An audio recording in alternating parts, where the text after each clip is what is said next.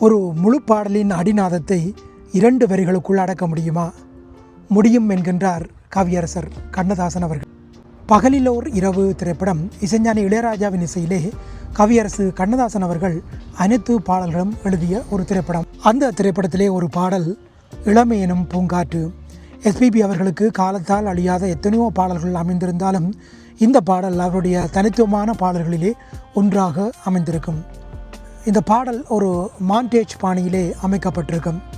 இங்கே 2 வரிகள் அமைந்திருக்கும். அந்த 2 வரிகளுமே பாடலின் முழு அடிநாதத்தையும் காட்சிப்படுத்தலையும் கச்சிதமாக கொண்டு வரும். இப்பொழுது பாடலுக்குள் வருவோம். 2 வரிகள். தேக சுகத்தில் கவனம், காட்டு வழியில் பயணம். இந்த 2மே போதும் முழு பாடலையும் சொல்வதற்கு. அப்படியே கொண்டு போய் முடிப்பார். கங்கை நதிக்கு மண்ணில் அணியா அன்று. அதுதான் கண்ணதாசன்.